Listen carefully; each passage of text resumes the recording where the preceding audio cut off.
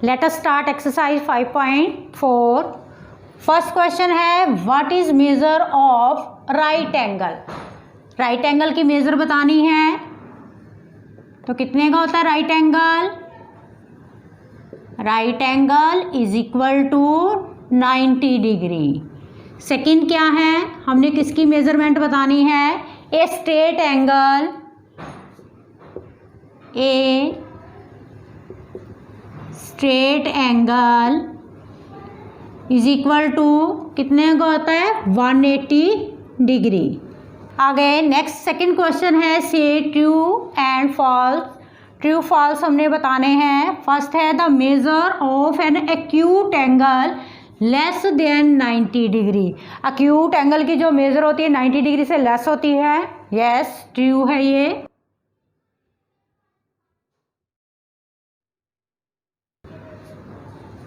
Second, the measure of an obtuse angle less than 90 degree. Wrong है ये, greater than 90 degree होती है।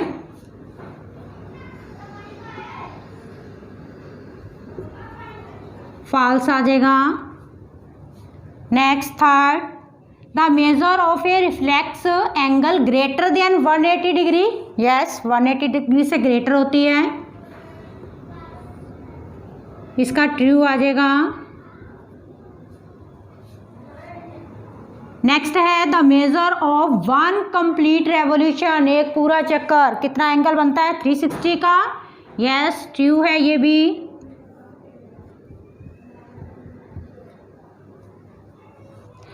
Next है if measure of angle A is equal to 53 degree and measure of angle B is 35 degree, then measure of angle A greater than measure of angle B. Yes, angle A क्या है? Greater है angle B से, तो क्या आ जाएगा इसका भी? ट्रू आ जाएगा। क्वेश्चन नंबर थर्ड है write down the measure of some acute angles. Acute angle बताने हैं, हमें पता है 90 डिग्री से लेस जो भी एंगल होगा वो क्या होगा? एक्यूट एंगल होगा। तो एक्यूट एंगल्स जो मर्जी लिख दो, जैसे मैंने 60 डिग्री लिख दिया, 45 हो गया, 31 हो गया। सम ऑब्ट्यूज एंगल्स हमने बताने हैं, तो ऑब्ट्यूज एंगल हमें पता है कौन से होते हैं? जो 90 डिग्री से क्या होते हैं? ग्रेटर होते हैं। 91 हो गया, और कोई भी ले लो, 120 हो गया, 150 हो गया, कोई भी ले सकते हो एंगल। आगे नेक्स्ट जो क्वेश्चन है measure the angles given below using the protractor. Protractor मतलब अपने डी यूज़ करनी है and write down the measures, और मेजर्स लिखनी है। अब डी को बेटा आपने कैसे यूज़ करना है? जैसे ये डी दे रखी है, प्रोटेक्टर है ये, आपने कोई भी एंगल जब भी मेज़र करना है, ये डी का ये पॉइंट है, ठीक है। इस पॉइंट को जहाँ टू रेज मीट करती हैं वहाँ रखना है, और इस लाइन को किसी एक रे के ऊपर रख देना है। नीचे वाली रे आपको नज़र नहीं आनी चाहिए। पॉइंट के ऊपर पॉइंट रखना है, और उस रे की लाइन के ऊपर ये लाइन आनी चाहिए। सपोज मुझे इसी को ही मेज़र करना है, तो ये वाला पॉइंट डी का क्या रखूँगी? यहाँ पे रखूँगी, ठीक है। और ये वाली लाइन या इस वाली लाइन, किसी भी लाइन के ऊपर आप रख सकते हो इसको। इस लाइन को मैंने इसके ऊपर रखना है, डी को आपने घुमा लेना है, जो मेज़र आएगी वो आपने यहाँ राइट करनी है। अब मेरे पास ये आई है 45 डिग्री। नेक्स्ट बी पार्ट, फिर दोबारा जहाँ पे टू रेज मीट करेंगी वहाँ ये पॉइंट रखना है। यहाँ रखा पॉइंट, इस लाइन के ऊपर ये डी की लाइन रखनी है। सपोज अगर लाइन कम पड़ जाती तो इसको आप आगे तक इंक्रीज कर सकते हो, ठीक है। तो यहाँ पे ये मेज़र करोगे तो ये कितने का आएगा? 125 डिग्री का आएगा। आगे नेक्स्ट, ये तो वैसे ही पता चल रहा है ये 90 डिग्री का एंगल है, फिर भी आप मेज़र करोगे, इस पॉइंट के ऊपर पॉइंट रखोगे, इस लाइन के ऊपर लाइन रखोगे तो ये कितने का आएगा, 90 डिग्री का। आगे नेक्स्ट देखो, थोड़ा सा आपके लिए मुश्किल है। अब आपने डी को कहाँ रखना है, डी के पॉइंट को यहाँ रखना है। सपोज डी की लाइन को यहाँ रखना है आपने, ठीक है। अगर ये आपको कम पड़ रही है तो इसको आप आगे तक इंक्रीज कर सकते हो स्केल के साथ, ठीक है। उसके बाद हमने ये एंगल मेज़र करना है। ये लाइन के ऊपर लाइन, पॉइंट के ऊपर पॉइंट आ गया, डी में देखो ये लाइन कहाँ जा रही है, ठीक है। तो जितने डिग्री का ये एंगल होगा, मेरे पास ये 40 डिग्री का आया है, तो यहाँ मैं 40 डिग्री लिख रही हूँ। आगे नेक्स्ट हमने इसको मेज़र करना है। अब इसको कैसे मेज़र करेंगे, यहाँ पे 2 रेज यहाँ मीट कर रही हैं, ठीक है ना। इस पॉइंट के ऊपर आपने क्या है, अपनी डी का पॉइंट रखना है और इस लाइन के ऊपर लाइन रखनी है, इसको आगे तक इंक्रीज कर लेना, ठीक है। और यहाँ पे ये एंगल मेज़र करना है, ये एंगल कितने डिग्री का है, तो ये आएगा आपका 125 degree.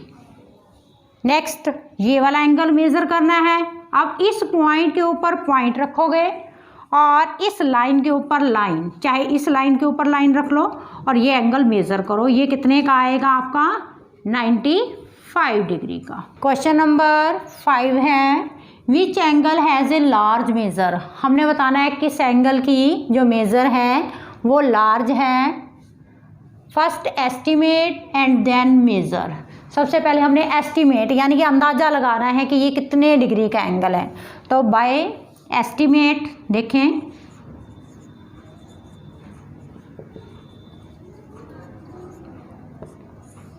Measure of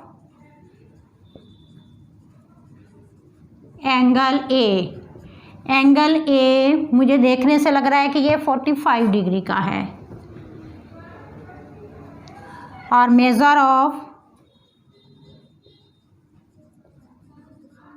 angle B is equal to, ये मुझे देखने से लग रहा है कि ये 70 डिग्री तक का होगा। आगे बाय मेज़र,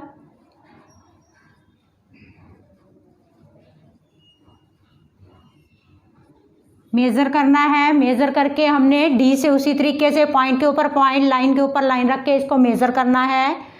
तो measure of angle A is equal to, अगर मैंने इसको मेज़र किया तो ये मेरे पास 42 डिग्री का आया। मेज़र ऑफ एंगल बी, और ये मेरे पास आया 68 डिग्री का। अब यहाँ देखो एंगल बी क्या है, एंगल ए से क्या लग रहा है, ग्रेटर है।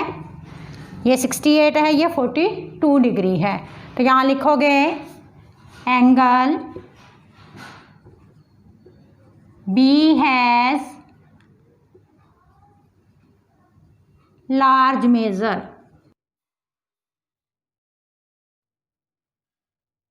क्वेश्चन नंबर 6 है, from 2 angles which has larger measure, estimate and confirm by measuring them. सबसे पहले हमने एस्टिमेट से देख रहे हैं कि ये एंगल क्या है, ग्रेटर है। तो by estimate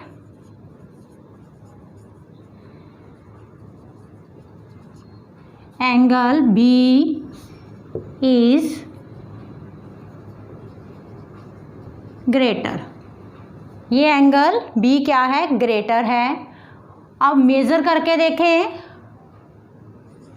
on measuring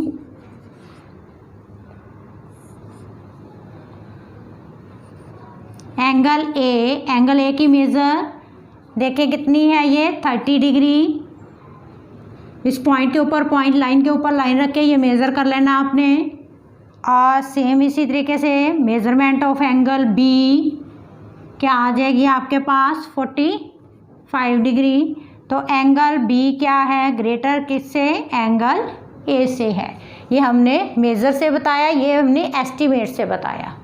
question number 7 है, fill in the blanks with acute, obtuse, right and straight.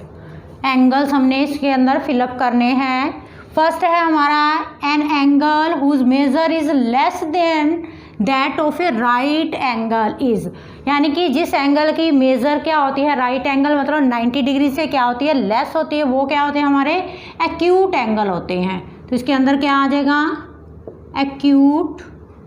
B part है an angle whose measure is greater than that of a right angle is, जिसकी right angle यानी कि 90 degree से greater major होती है वो क्या होते हैं हमारे ऑब्ट्यूज एंगल होते हैं। आगे नेक्स्ट है हमारा an angle whose measure is the sum of the measure of two right angles. Two right angle का सम हमारा कितना आ जाएगा, 90 + 90 180 डिग्री, और 180 डिग्री हमारा क्या होता है, स्ट्रेट एंगल होता है, तो इसमें क्या आ जाएगा, स्ट्रेट।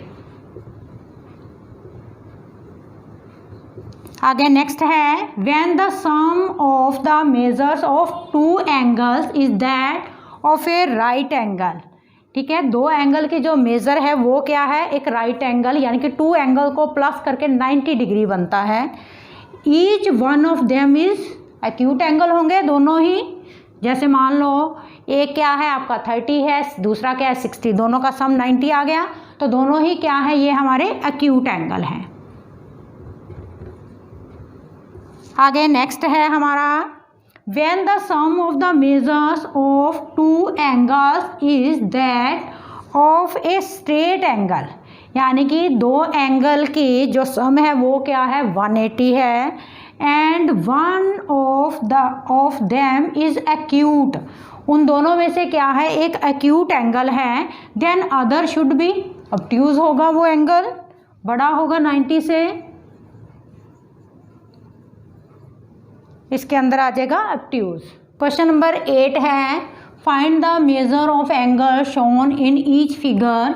ये फिगर हमें गिवन है, first estimate with your eyes and then find the actual measure with the protractor. पहले हमने वैसे ही एस्टिमेट से बताना है ये कितने डिग्री का एंगल है, फिर उसके बाद हमने क्या है इसको डी से मेज़र करना है कितने डिग्री का है। तो ऑन एस्टीमेट से मुझे ये लग रहा है 45 डिग्री का एंगल है। ऑन मेजरिंग, अगर मैंने इसको मेज़र किया तो ये मेरे पास एंगल कितना आया 40 डिग्री का। यहाँ पॉइंट के ऊपर पॉइंट, इसके ऊपर लाइन के ऊपर लाइन रखनी है अपने डी की। आगे बी पार्ट सेकंड जो है ऑन एस्टीमेट, मेरे पास ये एंगल है 120 का, और ऑन मेजरिंग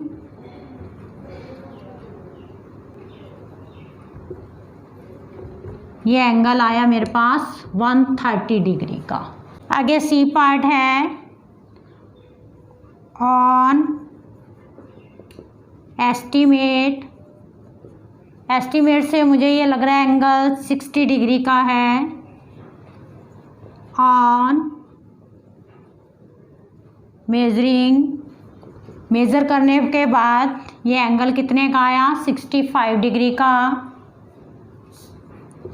ऑन एस्टीमेट देखने से मुझे ये लग रहा है एंगल 130 डिग्री का है, but on measuring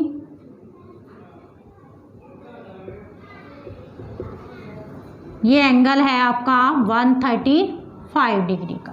question number 9 है find the angles measures between the hand of the clock in each figure. Angle बताना है हमने क्लॉक के हैंड के बीच का, ठीक है, ये एंगल फिगर हमें गिवन है। तो फर्स्ट फिगर के अंदर सबसे पहले हम ये फाइंड कर लें कि हमारे पास हर एक स्टेप के अंदर कितना एंगल बनता है, कितने डिग्री का। अब ये टोटल हमारे पास कितने हैं 12 स्टेप हैं, और एंगल टोटल कितना है हमारे पास 360 का, ठीक है। तो angle make in each step के अंदर कितना एंगल बनेगा 30 डिग्री का। क्लियर? तो यहाँ से देखो ये कितने स्टेप हैं, 9 o'clock है टाइम, 1 2 and 3 स्टेप हैं। तो फर्स्ट डायग्राम के अंदर जो एंगल बनेगा, angle is equal to 1 step के अंदर 30 का और 3 के अंदर कितने बन जाएगा, 90 डिग्री का एंगल। सेकंड इस पे आ जाओ, यहाँ 1 o'clock है तो कितने स्टेप है, यहाँ पे 1 ही है, 12 से लेके 1 तक 1 ही स्टेप है। ठीक है, तो एंगल क्या बनेगा इसके अंदर, सेकंड फिगर के अंदर angle is equal to 1 step है, एंगल 1 स्टेप के अंदर 30 डिग्री का बनता है, तो ये एंगल आ जाएगा आपका 30 डिग्री का। नेक्स्ट क्या है, 6 o'clock है। ठीक है, हमने ये एंगल बताना है कितने डिग्री का है, तो यहाँ पे टोटल हमारे 6 स्टेप हैं और ईच स्टेप के अंदर हमारा 30 डिग्री का एंगल बनता है। तो एंगल की जो मेज़रमेंट होगी वो कितनी होगी हमारी, 30 × 6, तो यानी कि 180 डिग्री। क्वेश्चन नंबर 10 है, investigate in the given figure the angle measure is 30 degree. Angle की जो मेजर हमें कितनी गिवन है, 30 डिग्री है। Look at the same figure through a magnifying glass. अगर इसको ग्लास के अंदर देखते हो इस सेम फिगर को, does the angle become larger, क्या एंगल क्या बनेगा, लार्जर होगा। और does the size of angle change, हमने 2 चीज़ें बतानी हैं। तो लुकिंग, आंसर लिखो इसका, looking through a magnifying glass, the angle does not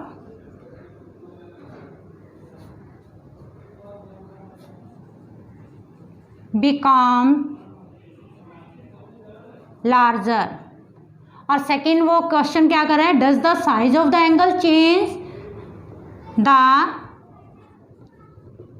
size of the angle does not change. Question number 11, measure and classify each angle. हमने angle बताना है, उसकी मेज़र बतानी है और उसका टाइप बताना है, किस टाइप का वो एंगल है। तो फर्स्ट है हमारे पास एंगल AOB। इस एंगल को अगर आप मेज़र करोगे, इतने एंगल को, तो ये एंगल कितना है आपका, 40 डिग्री का है और 90 डिग्री से ये लेस है, तो ये एक्यूट एंगल है। नेक्स्ट है हमारा AOC। ये पूरा एंगल हमने मेज़र करना है यहाँ से लेके यहाँ तक। ठीक है, तो ये एंगल हमारा आएगा 125 डिग्री का और 125, तो ये भी क्या है, 90 डिग्री से ये ग्रेटर है, इसलिए ये क्या होगा, ये ऑब्ट्यूज एंगल होगा। Next angle BOC।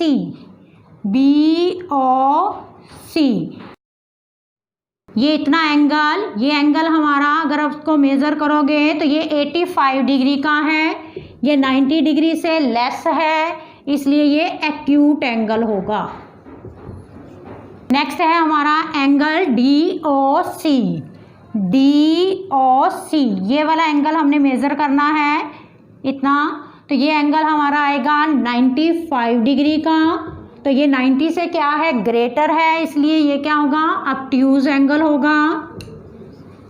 नेक्स्ट हमारा एंगल DOA। ये यहाँ से DOA, ये पूरा एंगल ये हमने मेज़र करना है, मेज़र करके ये हमारे पास आएगा 140 डिग्री का, तो ये 90 डिग्री से क्या है, ग्रेटर है, ऑब्ट्यूज एंगल आएगा। और नेक्स्ट जो एंगल है हमारा DOB, यहाँ देखो ये एक स्ट्रेट लाइन आ रही है सीधी, यहाँ से लेके यहाँ तक। ठीक है, तो ये एंगल 180 डिग्री का होगा, स्ट्रेट एंगल होगा।